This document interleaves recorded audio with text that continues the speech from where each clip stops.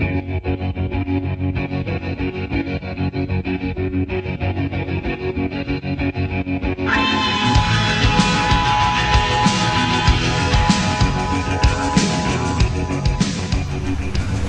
here in Houston in San Jose, Costa Rica, with Andy Rourke of the legendary Smiths and the East Village Radio. Hello. And we're also with Tom Dalby and Neil Ryan from Houston.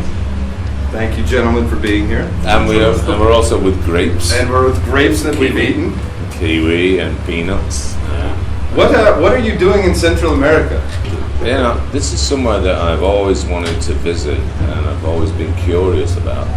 And so, of course, when I got the call, how could I say no? Well, these two might have had a different experience. I mean, what was your experience growing up with Smiths, and why did you decide to bring Andy here to your club in Costa Rica? I mean, the option came along, and I mean, it just made perfect sense. I mean, the Smiths are so popular in this country, and I mean, for me and Tom, growing up with them, I mean, it was like a dream come true to bring someone like this into the country we've been living in for so long, and then we had this opportunity, so we had to make it happen.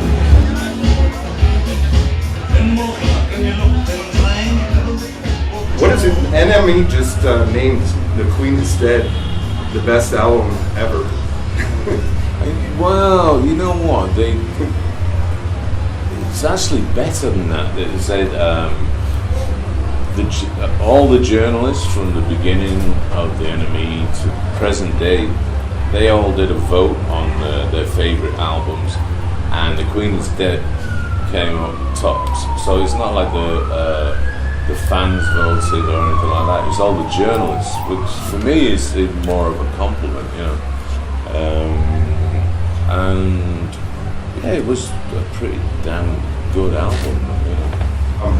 I'd like to ask you about how sort of you went about crafting that sound. Was it something that just came naturally, or was it something that you set out to do? Well, I knew a little bit more about guitar playing than Johnny. Like my mother thrust me into classical guitar lessons, and so I was like a little bit more advanced than Johnny. So when we met at school, I showed Johnny some chords and stuff like that,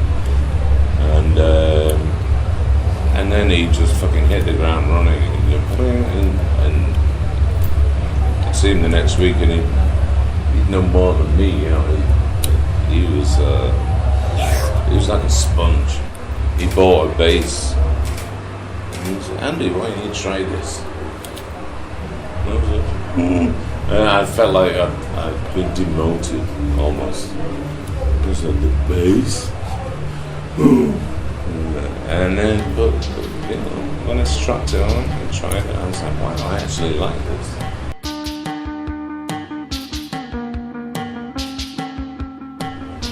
Well, with you guys, it came to an end sort of, you know, you were at the top of your career. Yeah, it came up a little bit suddenly.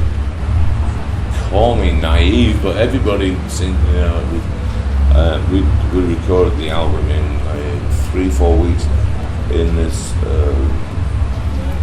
studio where you sleep there, you stay there, so everybody, you know, it's this compact environment. It's a little bit intense, but I didn't sense any, you know, any impending doom or anything. Everybody, you know, was happy and excited about the record, and yeah, 3 weeks later we'd split. Yeah, I was like, okay. And you know what annoys me is we never got to play it live. You know, we never got to play it to our fans. And there's no chance of that ever. Well, you never seen it.